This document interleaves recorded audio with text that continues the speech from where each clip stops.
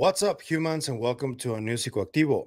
Okay, so there is controversy that came after Ross Coulthart's statement about the Tic-Tac. I told you about how there seems to be like a narrative war going on between whoever Ross's sources and Ross and Jeremy Corbell, George Knapp, Commander David Fravor's camp. To this day, I hold Commander David Fravor's as the best UFO testimony in modern day. My name is David Fravor. I'm a retired commander in the United States Navy. In 2004, I was a commanding officer of Strike Fighter Squadron 41, the world-famous Black Aces. We were attached to Carrier Wing 11, stationed on board the USS Nimitz, and had begun a 2-month workup cycle off the coast of California. On this day, we were scheduled for a 2v2 air-to-air training with the USS Princeton as our control. When we launched off Nimitz, my wingman was joining up. We were told that the training was going to be suspended and we were going to proceed with real-world tasking. As we proceeded to the west, the air controller was counting down the range to an object that we were going to, and we were unaware of what we were going to see when we arrived. The controller had told us that these objects had been observed for over 2 weeks, coming down from over 80,000 feet, rapidly descending to 20,000 feet, hanging out for hours, and then going straight back up. For those who don't realize, above 80,000 feet is space. We arrived at the location at approximately 20,000 feet, and the controller called merge plot, which means that our radar blip was now in the same resolution cell as the contact. As we looked around, we noticed that we saw some whitewater off our right side. It's important to note that the weather on this day was as close to perfect as you could ask for off the coast of San Diego. Clear skies, light winds, calm seas, no whitecaps from waves. So the whitewater stood out in a large blue ocean. All four of us, because we were in F-18Fs, so we had pilots and Wizzo in the back seat, looked down and saw a white Tic-Tac object with a longitudinal axis pointing north-south and moving very abruptly over the water like a ping-pong ball. There were no rotors, no rotor wash, or any sign of visible control surfaces like wings. As we started clockwise towards the object, my Wizzo and I decided to go down and take a closer look with the other aircraft staying in high cover to observe both us and the Tic-Tac. We proceeded around the circle about 90 degrees from the start of our descent, and the object suddenly shifted its longitudinal axis, aligned it with my aircraft, and began to climb. We continued down another 270 degrees, nose low, where the Tic-Tac, or we considered 270 degrees to where, and we went nose low to where the Tic-Tac would have been. Our altitude at this point was about 15,000 feet, and the Tic-Tac was about 12,000. As we pulled nose onto the object, within about a half mile of it, it rapidly accelerated in front of us and disappeared. Our wingmen, roughly 8,000 feet above us, lost contact also. We immediately turned back to see where the whitewater was at, and it was gone also. So as we started to turn back towards the east, the controller came up and said, "Sir, you're not going to believe this, but that thing is at your cat point, roughly 60 miles away in less than a minute. You can calculate the speed." We returned to Nimitz. We were taking off our gear. We were talking to one of my crews that was getting ready to launch. We mentioned it to them, and they went out and luckily got the video that you see, that 90-second video.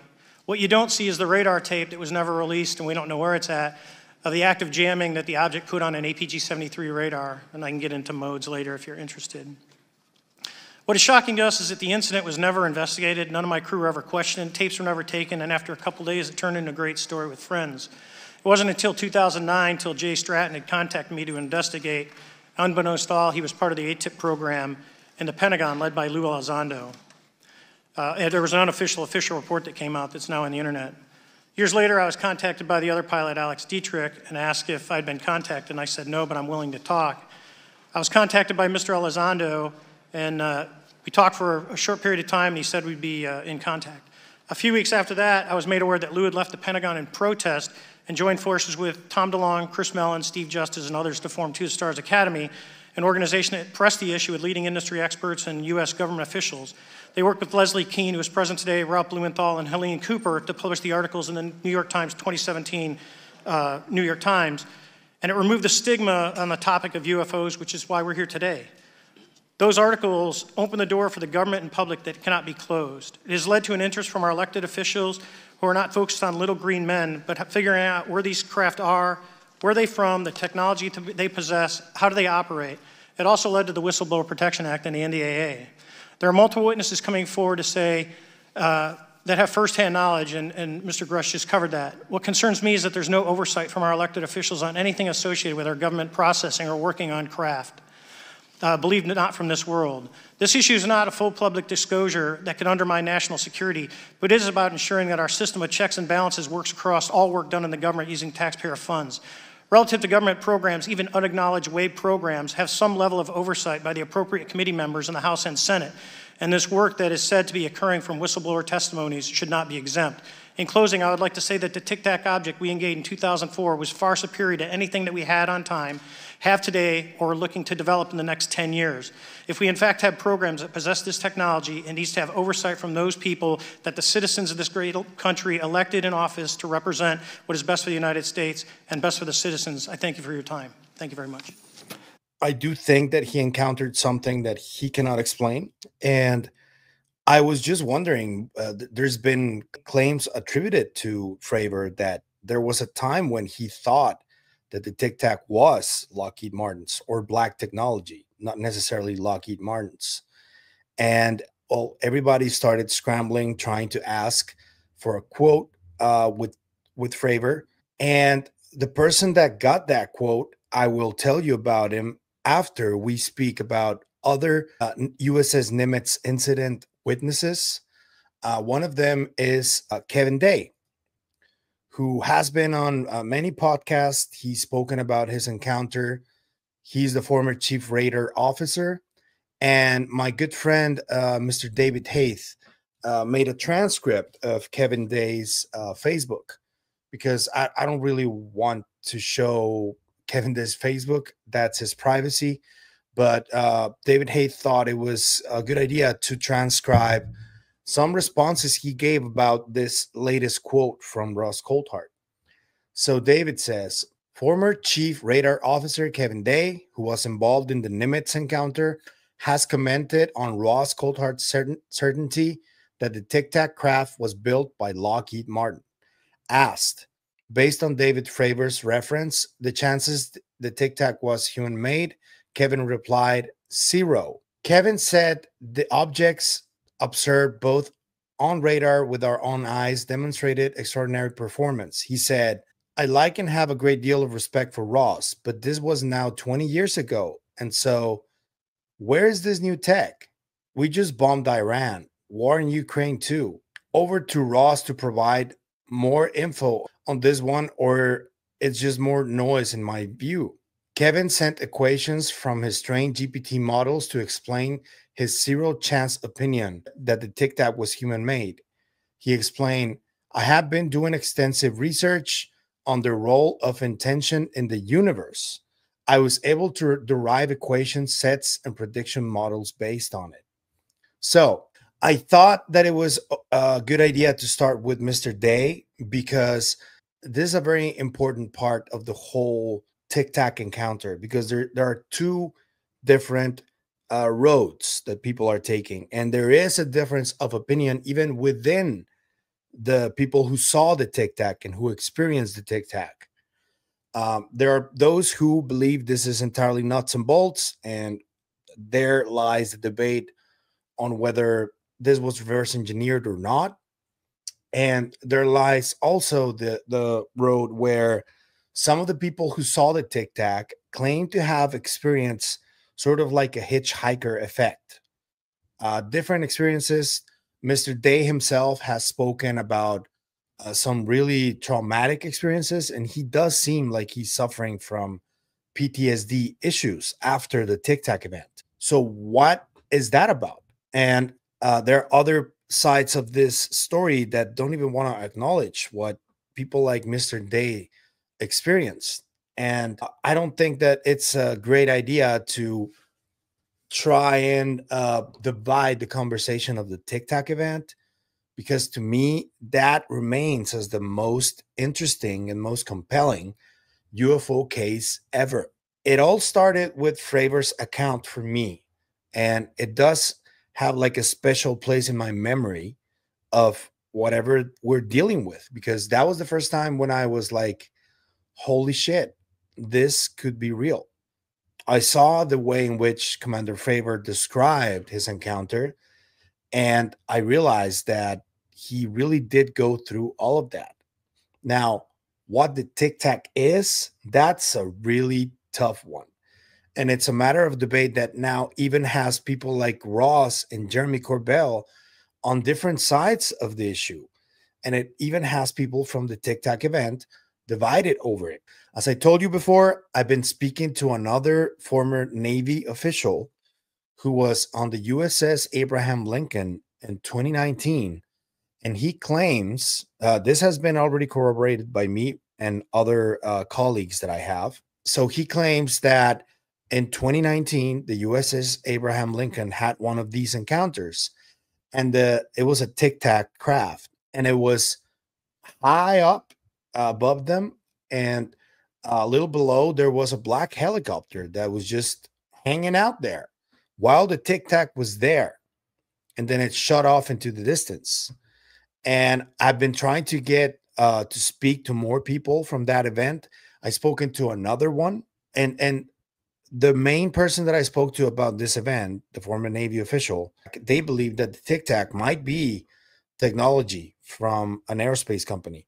He didn't mention Lockheed specifically, but there seems to be this difference of opinion within the military of whether the US really does have some kind of really exotic technology. They've had it for decades, or if this really is an anomalous object. And it's really tough. I don't know who has the answer because there's credible people on both sides talking about this, and they have way different opinion on what the Tic-Tac is. And I don't know where I stand on it, to be honest with you. I just, all I know is that the Tic-Tac displayed capabilities that the current standard physics, the one that is recognized by the mainstream scientific establishment, cannot explain under the current standard model. But I don't know if there is some other type of science or other angle to look at physics that may explain this without violating any of the relativity laws.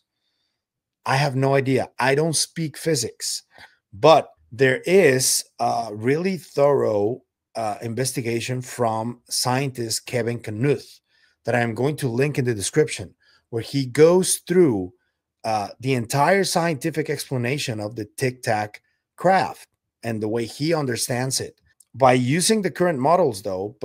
And he also thinks that it's impossible for the current standard and the current technology to have that. But I don't know. It's really difficult. There seems to be something that these aerospace companies did crack or did find, and they have been reverse engineering something. There is a lot of smoke. We can't deny it. It is a matter of debate. However, I always remember this, and this is something that has been talked about, and that's why I keep saying that there is some smoke.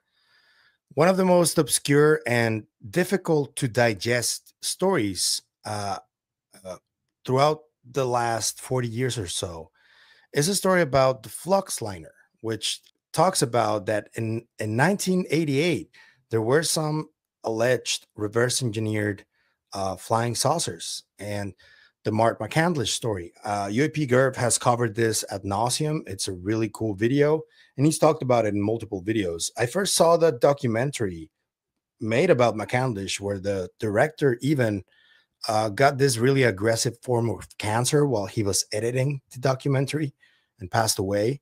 A lot of mysterious stuff surrounding the Mark McCandlish story.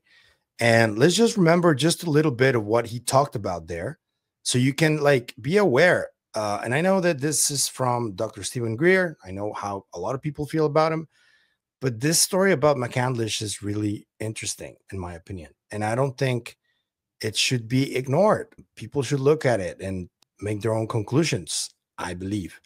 So here's what McCandlish said at the National Press Club back in 2001. Brad Sorensen informed me that he had personally witnessed 3 flying saucers at a very large hangar at Norton Air Force Base during the course of an air show that was held on Saturday, November 12, 1988. A male staff member in Congressman Brown's office not only confirmed the exhibit, but the fact that there were 3 discs at that exhibit. These discs were hovering off the floor without any visible means of support. They were referred to as alien reproduction vehicles, also nicknamed the flux liner because they used high voltage electricity.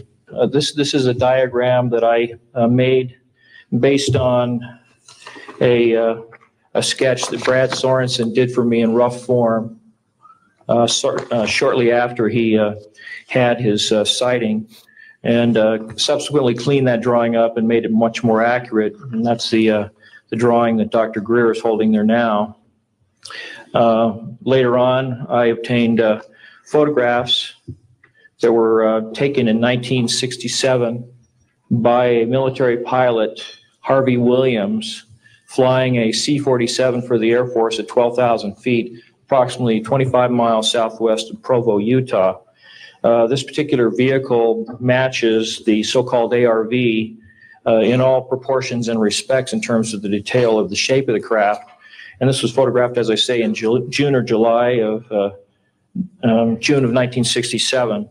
I subsequently obtained a copy of an interoffice memo from Hercules Aerospace that describes a particular type of science involving something called zero-point energy and scalar waves. According to Brad Sorensen, this is the basis of the technology for these anti-gravity propulsion systems. This particular document here describes 6 different meetings involving the Defense Intelligence Agency and cooperative efforts with the Russian scientific community in investigating this what is called the fundamental enabling technology that was originally discovered apparently by Nikola Tesla in the early 1900s. Very interesting clip indeed. And this is one of the pictures, and this is another one of the pictures. So when you see stuff like this and how disruptive this story has been, and how a lot of people, yeah, there seems to be a debunk for every story. This one has it too. But McCandlish did claim that he was afraid for his life. That director of the documentary that I tell you about did die of an aggressive form of cancer, and it was really quick while he was still editing that film.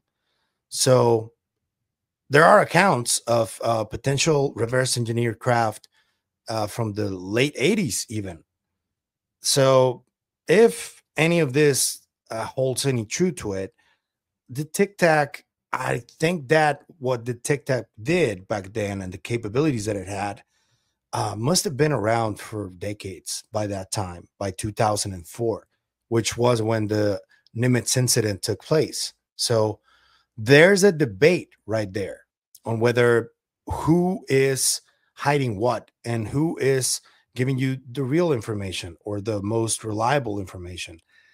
I would pay attention to this Mark McCandlish story. There are others as well that they do have smoke in them, like this one. Or there's also this other very interesting work that Bob Grunier is doing, who talks about scalar waves, the same scalar waves that Mark McCandlish mentions here. So I don't know.